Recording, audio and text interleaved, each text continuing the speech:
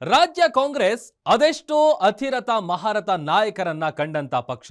Mallikarjun Kharge, Muniyappa, SM. Krishna, ಅದಕ್ಕೂ ಮೊದಲು Devaraja Arasu, Veerendra Patil, S Bangarappa, ಹೀಗೆ ಸಾಲು ಸಾಲು ಘಟಾನುಘಟಿ ನಾಯಕರನ್ನ ಹೊಂದಿದ್ದ ಪಕ್ಷ. ಆದ್ರೆ 90ರ ದಶಕ ಅಂತ್ಯದಲ್ಲಿ ರಾಜ್ಯ ಕಾಂಗ್ರೆಸ್ ಸೊರಗುತ್ತಾ ಬಂತು. ಎಸ್.ಎಂ. ಕೃಷ್ಣ ಬಳಿಕ ಪ್ರಭಾವಿ ನಾಯಕರು ಯಾರು ಅನ್ನೋ ಪ್ರಶ್ನೆಗಳು ಮೂಡತೊಡಗಿದ್ವು. ಆಗ ಬಿರುಗಾಳಿಯಂತೆ ಕೈಪಾಳ್ಯಕ್ಕೆ ಬಂದಿದ್ದು ಇದೇ ಸಿದ್ದರಾಮಯ್ಯ ಎಂಬ ಟಗರು. ಸಿದ್ದು ಕಾಂಗ್ರೆಸ್ಗೆ ಬಂದ ಬಳಿಕ ಕಾಂಗ್ರೆಸ್ನ ಶಕ್ತಿ ಹೆಚ್ಚಿಸುವುದರ ಜೊತೆಗೆ ತಮ್ಮ ರಾಜಕೀಯ ಶಕ್ತಿಯನ್ನ ಕೂಡ ಹೆಚ್ಚಿಸಿಕೊಂಡ್ರು. ಸಿದ್ದು ಕೈಪಾಳ್ಯದಲ್ಲಿ ತಮ್ಮದೇ ವರ್ಚಸ್ಸು ಮೂಡಿಸಿದ್ದು ಹೇಗೆ? ಕಾಂಗ್ರೆಸ್ಗೆ ಸಿದ್ದರಾಮಯ್ಯ ನಾಯಕತ್ವ ಅನಿವಾರ್ಯವಾಗಿದ್ದು ಯಾಕೆ? ಇದೇ ಈ ಹೊತ್ತಿನ ವಿಶೇಷ. ಕಾಂಗ್ರೆಸ್ಗೆ ಟಗರು ಶಕ್ತಿ, ರೆಕಾರ್ಡ್ ರಾಮಯ್ಯ ಭಾಗ 4. ನಾನು ಪ್ರಭುದೇವ್.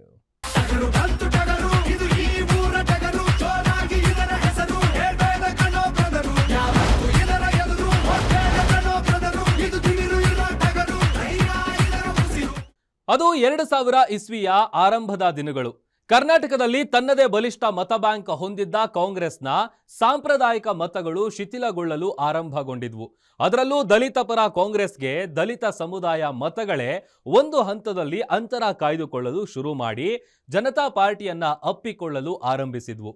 ಈ ವೇಳೆ ಕಾಂಗ್ರೆಸ್ ಸಂಘಟನಾತ್ಮಕವಾಗಿಯೂ ಕೂಡ ದುರ್ಬಲಗೊಳ್ಳುತ್ತಾ ಸಾಗಿತ್ತು.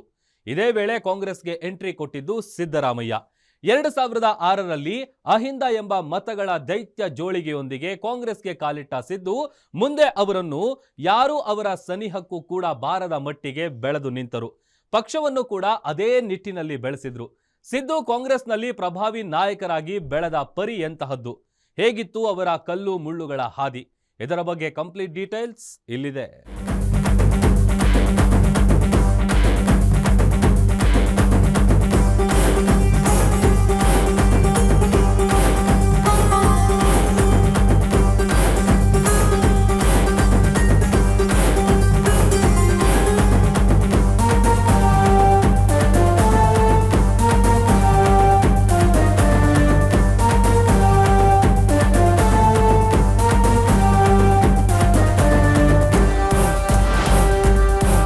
ಶತಮಾನಗಳ ಇತಿಹಾಸವಿರುವ ಪಕ್ಷ ಕಾಂಗ್ರೆಸ್ ದೇಶದ ಪ್ರತಿ ರಾಜ್ಯದಲ್ಲಿಯೂ ತನ್ನದೇ ಆದ ಮಹಾ ಕಟ್ಟಾಳುಗಳಂತಹ ರಾಜಕೀಯ ನಾಯಕರನ್ನ ತಯಾರು ಮಾಡಿದ ಪಕ್ಷ. ಅದೇ ರೀತಿ ಕರ್ನಾಟಕದಲ್ಲಿಯೂ ಕೂಡ ರಾಜ್ಯದ ಜನರು ಎಂದೂ ಮರೆಯದ ಘಟಾನುಘಟಿ ನಾಯಕರು ಆಗಿ ಹೋಗಿದ್ದಾರೆ, ಇಂದಿಗೂ ಕೂಡ ಇದ್ದಾರೆ. ಈ ಹಿಂದೆ ಅವರೇ ರಾಜ್ಯ ಕಾಂಗ್ರೆಸ್ನಲ್ಲಿ ಆಧಿಪತ್ಯ ಸಾಧಿಸಿ ಕೈಪಾಳ್ಯಕ್ಕೆ ದೊಡ್ಡ ಗೆಲುವು ತಂದು ಕೊಟ್ಟವರಿದ್ದಾರೆ. ಆದ್ರೆ ಈಗ ವರ್ತಮಾನದಲ್ಲಿ ರಾಜ್ಯ ಕಾಂಗ್ರೆಸ್ಗೆ ಸರ್ವ ಸೇನಾನಿ ಅಂದ್ರೆ ಅದು ಸಿಎಂ ಸಿದ್ದರಾಮಯ್ಯ ಮಾತ್ರ. ಕಾರಣ, ಮುಳುಗುತ್ತಿದ್ದ ಕಾಂಗ್ರೆಸ್ ದೋಣಿಯನ್ನ ರಾಜ್ಯದಲ್ಲಿ ಮೇಲೆತ್ತಿದ್ದು ಇದೇ ಸಿದ್ದರಾಮಯ್ಯ. ಹೊಸ ಮತ ಸಮೀಕರಣದ ಮೂಲಕ ಕಾಂಗ್ರೆಸ್ ಅನ್ನ ರಾಜ್ಯದಲ್ಲಿ ಗಟ್ಟಿಗೊಳಿಸಿದ್ದು ಇದೇ ಸಿದ್ದರಾಮಯ್ಯ. 2006ರಿಂದ ಇಲ್ಲಿಯವರೆಗೂ ಸಿದ್ದರಾಮಯ್ಯ ಕಾಂಗ್ರೆಸ್ನಲ್ಲಿ ನಡೆದು ಬಂದ ದಾರಿಯನ್ನ ಅವಲೋಕಿಸುತ್ತಾ ಹೋದಲ್ಲಿ ಹಲವು ಆಶ್ಚರ್ಯಕರ ಮಾಹಿತಿಗಳು ನಮಗೆ ಕಾಣಸಿಗುತ್ತವೆ.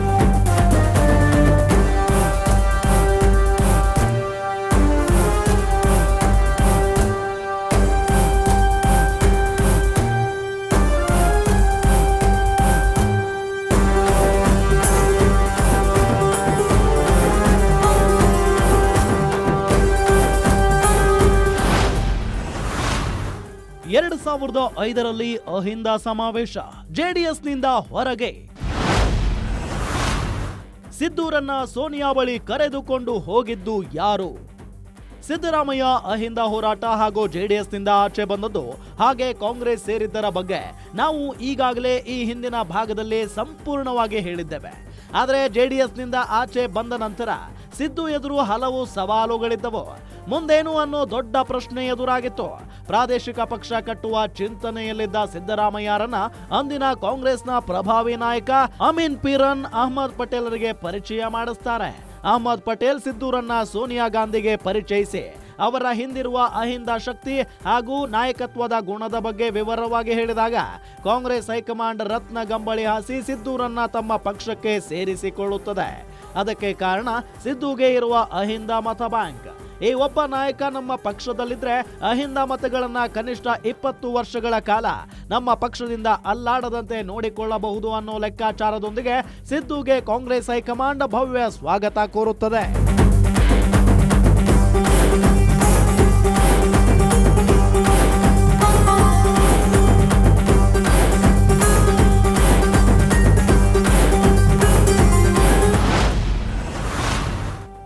ಸಿದ್ದು ಎಂಟ್ರಿಯಿಂದ ಕಾಂಗ್ರೆಸ್ನಲ್ಲಿಯೇ ಸಿಡಿಮಿಡಿ.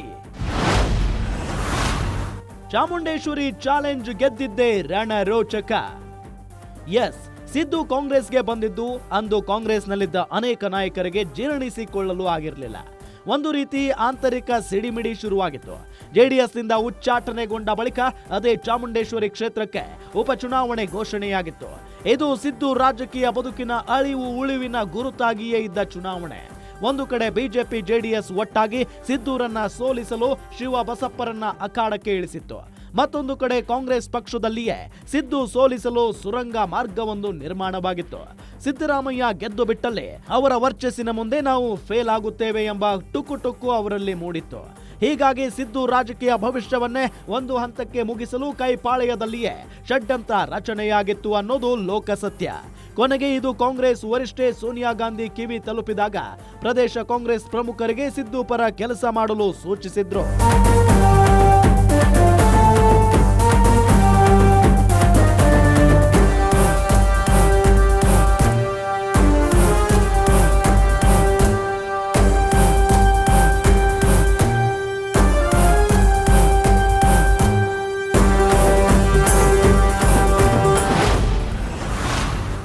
ರಾಜ್ಯ ಕಂಡ ಅತ್ಯಂತ ರಣರೋಚಕ ಉಪಚುನಾವಣೆ. ಚಾಮುಂಡೇಶ್ವರಿಯಲ್ಲಿ 257 ಮತಗಳಿಂದ ಗೆದ್ದ ಸಿದ್ದು. ಎಸ್, ಯಾವಾಗ ಸಿದ್ದು ವಿರುದ್ಧ ಷಡ್ಯಂತ್ರಗಳ ಸರಮಾಲೆ ಸೃಷ್ಟಿಯಾಗುತ್ತಿದೆಯೋ ಅನ್ನೋದು ಹೈಕಮಾಂಡ್ಗೆ ಅರಿವಾಯಿತು.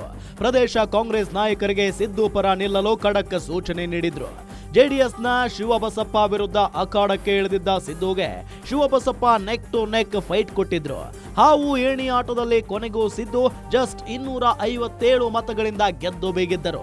ಮತಗಳ ಅಂತರಕ್ಕಿಂತ ಇಲ್ಲಿ ಸಿದ್ದರಾಮಯ್ಯನವರ ರಾಜಕೀಯ ಅಸ್ತಿತ್ವ ಹಾಗೂ ಭವಿಷ್ಯ ಈ ಗೆಲುವು ನಿರ್ಧರಿಸಿತ್ತು. ಇದನ್ನ ಇಂದಿಗೂ ರಾಜ್ಯ ಕಂಡ ಅತ್ಯಂತ ರಣರೋಚಕ ಉಪಚುನಾವಣೆ ಎಂದೇ ಬಣ್ಣಿಸಲಾಗುತ್ತದೆ.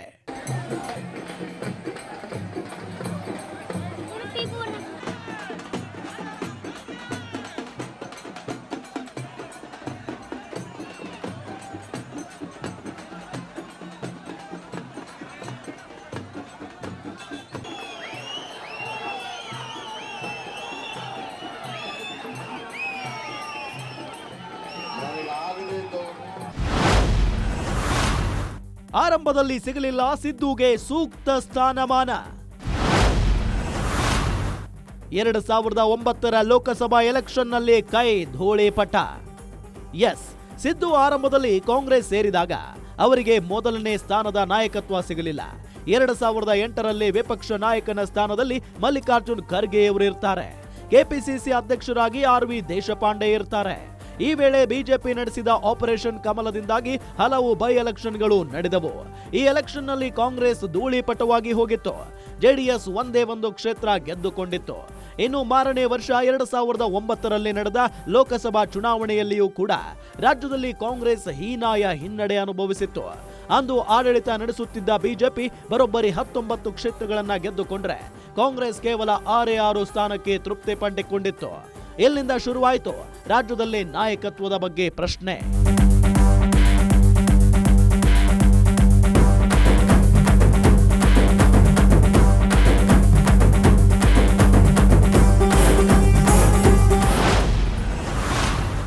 ಕಾಂಗ್ರೆಸ್ಗೆ ಸಿದ್ದು ನಾಯಕತ್ವ ಅನಿವಾರ್ಯ. ಕೈಪಾಳೆಯದಲ್ಲೇ ಶುರುವಾಯಿತು ಒಂದು ಕೂಗು. 2009ರ ಲೋಕಸಭಾ ಚುನಾವಣೆ ಬಳಿಕ ರಾಜ್ಯ ಕಾಂಗ್ರೆಸ್ನಲ್ಲಿ ನಾಯಕತ್ವದ ಬದಲಾವಣೆಯ ಕೂಗು ಆರಂಭವಾಗಲು ಶುರುವಾಗುತ್ತದೆ. ಸಂಘಟನಾತ್ಮಕವಾಗಿ ದುರ್ಬಲವಾಗುತ್ತಿರುವ ಕಾಂಗ್ರೆಸ್ಗೆ ಹೊಸ ಮತ ಸಮೀಕರಣದ ಮೂಲಕ ಭದ್ರತೆ ಒದಗಿಸುವ ಒಬ್ಬ ನಾಯಕನ ಅವಶ್ಯಕತೆ ಇದೆ ಎಂದು ಕಾಂಗ್ರೆಸ್ನಲ್ಲಿಯೇ ದೊಡ್ಡ ಕೂಗು ಎದ್ದೇಳುತ್ತೆ. ಸಿದ್ದರಾಮಯ್ಯ ಆಪ್ತರು ಸಿದ್ದು ನಾಯಕತ್ವ ಸದ್ಯ ರಾಜ್ಯಕ್ಕೆ ಅನಿವಾರ್ಯ ಅನ್ನೋ ಮಾತನ್ನ ಹೈಕಮಾಂಡ್ ಮುಂದೆ ಇಡುತ್ತೆ. ಅದು ನಿಜವೂ ಕೂಡ ಆಗಿರುತ್ತೆ. ಇದರ ಮೂಲ ಸತ್ಯವನ್ನರಿತ ಕಾಂಗ್ರೆಸ್ ಹೈಕಮಾಂಡ್ ಮಲ್ಲಿಕಾರ್ಜುನ್ ಖರ್ಗೆ ಹಾಗೂ ಧರಮ್ ಸಿಂಗ್ ಅವರನ್ನ ಕೇಂದ್ರ ರಾಜಕಾರಣಕ್ಕೆ ಆಹ್ವಾನಿಸಿ ಸಿದ್ದರಾಮಯ್ಯಗೆ ವಿರೋಧ ಪಕ್ಷ ನಾಯಕನ ಸ್ಥಾನ ನೀಡುತ್ತೆ.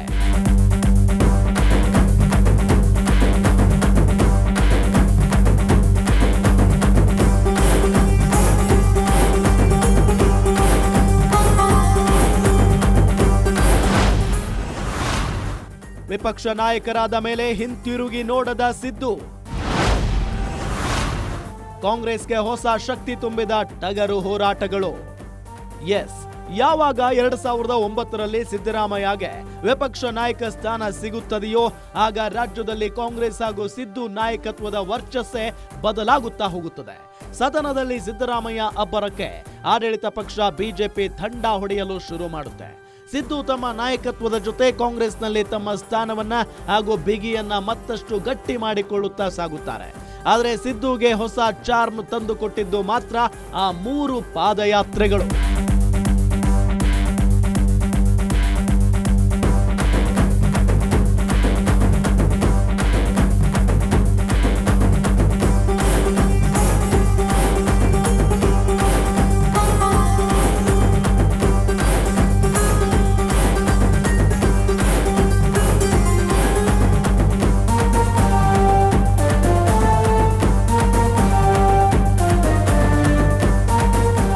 ಮೊದಲ ಬಾರಿ ವಿಪಕ್ಷ ನಾಯಕರಾಗಿ ಸಿದ್ದು ಆಯ್ಕೆಯಾದ ಮೇಲೆ ಅವರ ಖದರ್ ಬೇರೆಯದ್ದೇ ರೀತಿಯಲ್ಲಿ ಬದಲಾಗುತ್ತೆ.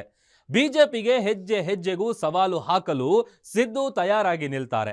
ಸದನದಲ್ಲಿಯೇ ತೋಳು ತಟ್ಟಿ ಸವಾಲು ಸ್ವೀಕರಿಸಿ ಅವರು ನಡೆಸಿದ ಒಂದೇ ಒಂದು ಪಾದಯಾತ್ರೆ ಅವರ ಇಡೀ ರಾಜಕೀಯ ಜೀವನಕ್ಕೆ ಹೊಸ ತಿರುವು ತಂದಿಡುತ್ತೆ. ಸಿದ್ದು ಕಾಂಗ್ರೆಸ್ನಲ್ಲಿ ಹಂತ ಹಂತವಾಗಿ ಬೆಳೆಯುತ್ತಾ ಹೋಗಿದ್ದು ಹೇಗೆ, ಇಂದಿಗೂ ಕೂಡ ಕೈಪಾಳ್ಯಕ್ಕೆ ಸಿದ್ದು ನಾಯಕತ್ವ ಪ್ರಸ್ತುತ ಹಾಗೂ ಅನಿವಾರ್ಯವಾಗಿದ್ದು ಯಾಕೆ? ಸಿದ್ದರಾಮಯ್ಯ ರಾಜ್ಯ ರಾಜಕಾರಣದಲ್ಲಿ 10ರಲ್ಲಿ 11ನೆಯ ರಾಜಕಾರಣಿಯಾಗಿ ಉಳಿಯಲಿಲ್ಲ. ರಾಜ್ಯದಲ್ಲಿ ಮಾಸ್ ಲೀಡರ್ ಎಂದು ಗುರುತಿಸಿಕೊಂಡ್ರು. ಹಳ್ಳಿ ಹೈದನೊಬ್ಬ ರಾಜಕಾರಣದಲ್ಲಿ ಈ ಎತ್ತರಕ್ಕೆ ಬೆಳೆದಿದ್ದರ ಹಿಂದೆ ಲಕ್ ಅಲ್ಲ, ಹಾರ್ಡ್ ವರ್ಕ್ ಕೆಲಸ ಮಾಡಿತ್ತು. ಹೋರಾಟ, ಹಠ ಹಾಗೂ ರಾಜಕೀಯ ತಂತ್ರಗಾರಿಕೆ ಸಿದ್ದರಾಮಯ್ಯರನ್ನ ಈ ಎತ್ತರಕ್ಕೆ ತಂದು ನಿಲ್ಲಿಸಿದೆ. ಅದರಲ್ಲೂ ಅವರ ಆ 3 ಪಾದಯಾತ್ರೆಗಳು ಅವರ ವರ್ಚಸ್ಸನ್ನ ಮತ್ತಷ್ಟು ಡಬಲ್ ಮಾಡಿದ್ದಂತೂ ಸುಳ್ಳಲ್ಲ.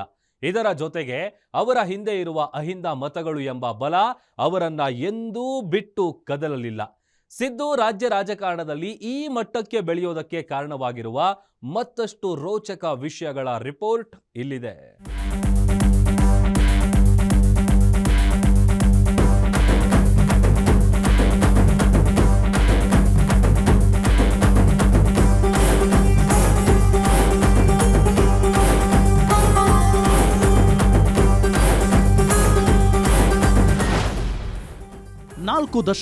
ಬರೋಬ್ಬರಿ 4 ದಶಕಗಳ ರಾಜಕಾರಣದ ಬದುಕು ಸಿದ್ದರಾಮಯ್ಯನವರದ್ದು.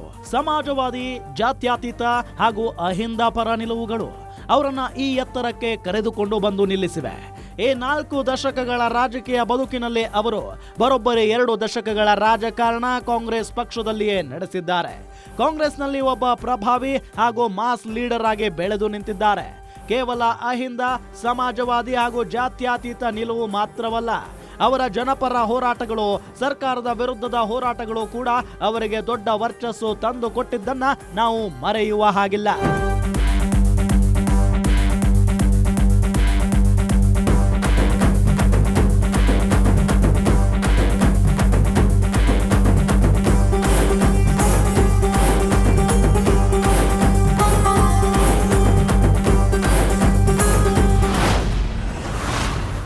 ನಮ್ಮ ನಡೆ ಬಳ್ಳಾರಿ ಕಡೆ ಬಿಜೆಪಿಗೆ ಭಾರಿ ಹಿನ್ನಡೆ. ಬಳ್ಳಾರಿ ಪಾದಯಾತ್ರೆ, ಸಿದ್ದು ಜನಪ್ರಿಯತೆ ಉತ್ತುಂಗಕ್ಕೆ. ಸಿದ್ದು ರಾಜಕೀಯ ಬದುಕಿಗೆ ಅತಿ ದೊಡ್ಡ ತಿರುವು ಕೊಟ್ಟ ಘಟನೆ ಅಂದ್ರೆ ಅದು ಬಳ್ಳಾರಿ ಪಾದಯಾತ್ರೆ. ಇದರ ಬಗ್ಗೆ ಈ ಹಿಂದಿನ ಭಾಗದಲ್ಲಿ ವಿವರವಾಗಿ ಹೇಳಲಾಗಿದೆ. ಜನಾರ್ದನ್ ರೆಡ್ಡಿ ಎಸೆದ ಸವಾಲು, ಸಿದ್ದು ಸದನದಲ್ಲಿಯೇ ತೋಳು ತಟ್ಟಿ ನಡ್ಕೊಂಡೆ ಬರ್ತೀನಿ ಬಿಡಯ್ಯ ಅಂದಿದ್ದು, ಇವೆಲ್ಲವೂ ಈಗ ಇತಿಹಾಸ. ಆದ್ರೆ ಈ ಒಂದು ಪಾದಯಾತ್ರೆ ಸಿದ್ದರಾಮಯ್ಯನವರಿಗಿದ್ದ ಈ ಹಿಂದಿನ ವರ್ಚಸ್ಸನ್ನ ಡಬಲ್ ಮಾಡಿತ್ತು. ಅದರ ಜೊತೆಗೆ ಕಾಂಗ್ರೆಸ್ ಪಕ್ಷದತ್ತ ಜನರ ಒಲವು ವಾಲತೊಡಗಿತು. ಬಿಜೆಪಿ ಆಡಳಿತ ವಿರೋಧಿ ಅಲೆಯನ್ನ ಕಾಂಗ್ರೆಸ್ಗೆ ಮತಗಳಾಗಿ ಪರಿವರ್ತಿಸುವಲ್ಲಿ ಈ ಪಾದಯಾತ್ರೆ ದೊಡ್ಡ ಮೈಲುಗಲ್ಲಾಗಿ ಪರಿಣಮಿಸಿತು. ಕೇವಲ ಈ ಪಾದಯಾತ್ರೆ ಮಾತ್ರ ಅಲ್ಲ, ನಮ್ಮ ನಡಿಗೆ ಕೃಷ್ಣೆಯ ಕಡೆಗೆ, ನಮ್ಮ ನಡಿಗೆ ಸಾಮರಸ್ಯದ ಕಡೆಗೆ ಪಾದಯಾತ್ರೆಗಳು ಕೂಡ ಕೈಪಾಳ್ಯಕ್ಕೆ ದೊಡ್ಡ ಶಕ್ತಿ ತುಂಬಿದವು. ಅದು ಮಾತ್ರವಲ್ಲ, ಯಾವ ಕಾಂಗ್ರೆಸ್ನಲ್ಲಿ ಸಿದ್ದು ಸೋಲಿಸಲು ಒಂದು ಪಡೆ ಸಜ್ಜಾಗಿತ್ತೋ ಅವರೇ ಸಿದ್ದರಾಮಯ್ಯ ನಾಯಕತ್ವವನ್ನ ಒಪ್ಪಿಕೊಳ್ಳಲು ಆರಂಭಿಸಿದರು. ಸಿದ್ದುಗೆ ಉಗೆ ಉಗೆ ಎನ್ನಲು ಶುರು ಮಾಡಿದ್ರು.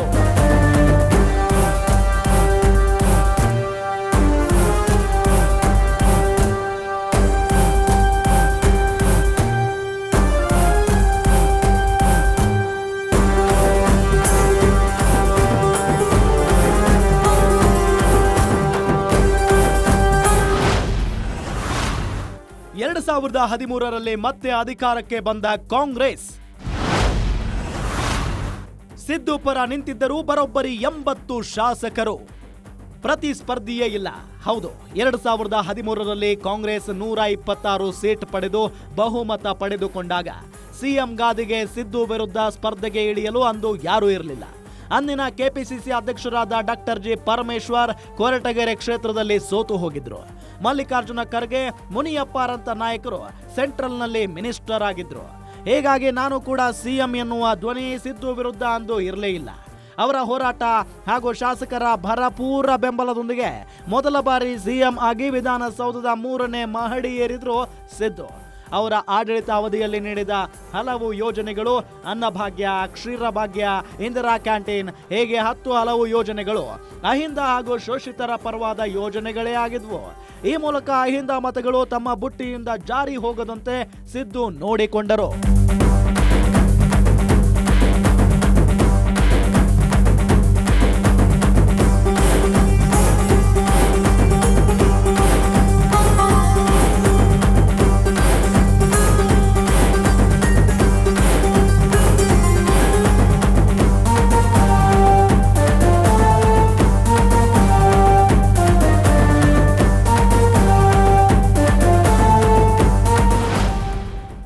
ಇಷ್ಟು ಮಾತ್ರ ಸಿದ್ದರಾಮಯ್ಯರನ್ನ ಕಾಂಗ್ರೆಸ್ನಲ್ಲಿ ಪ್ರಬಲ ನಾಯಕನನ್ನಾಗಿ ಮಾಡಲಿಲ್ಲ.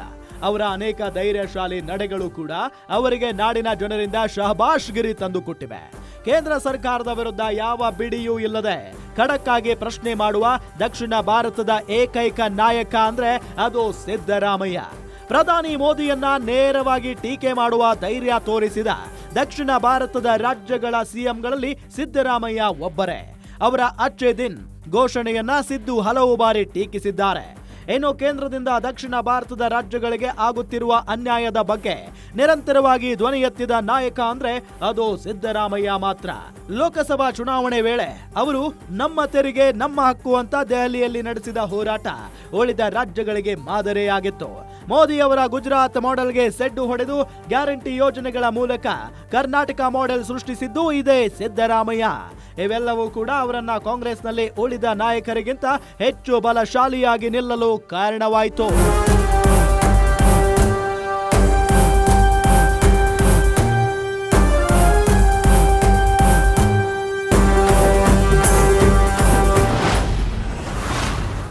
ಎರಡು 2019ರಲ್ಲಿ ಕೈದಳ ಮೈತ್ರಿ ಸರ್ಕಾರ ಪತನ.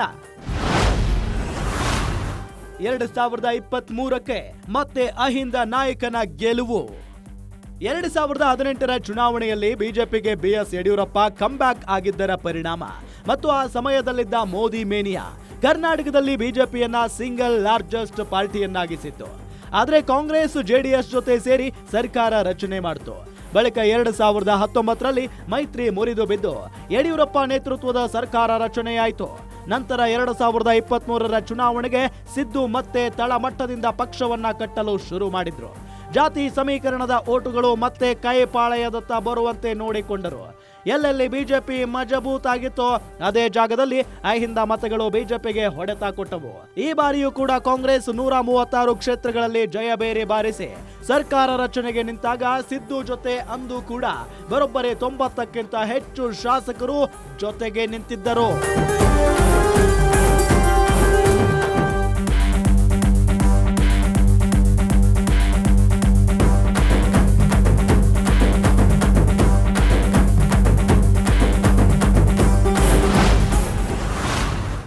ಸಿದ್ದು ಕಾಂಗ್ರೆಸ್ ಪಕ್ಷಕ್ಕೆ ಅನಿವಾರ್ಯವಾಗಿದ್ದು ಯಾಕೆ?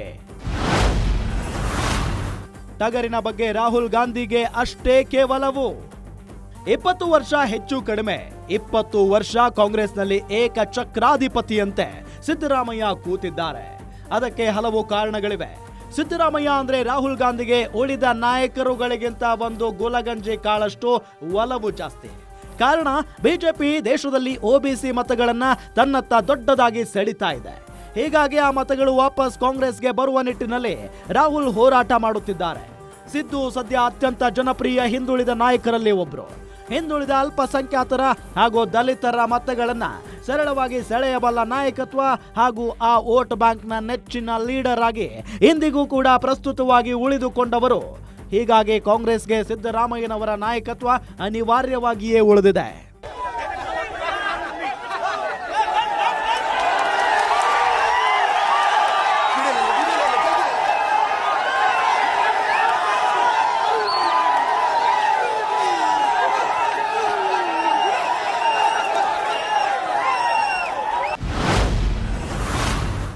ಸಿದ್ದು ಮೀರಿಸಿ ಬೇರೆ ನಾಯಕರು ಬೆಳೆಯಲೇ ಇಲ್ಲ.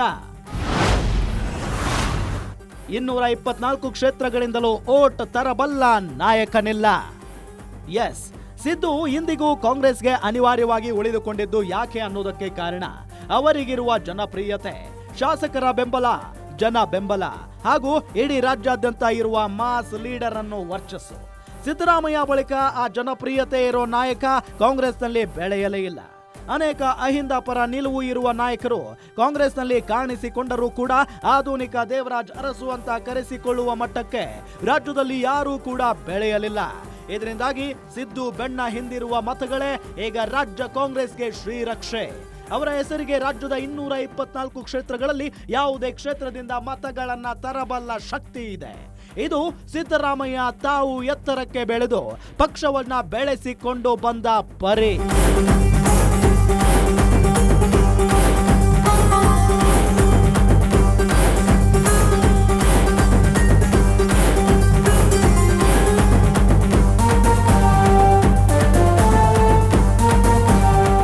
ಇದು ಸಿದ್ದರಾಮಯ್ಯ ಅವರ ಪವರ್.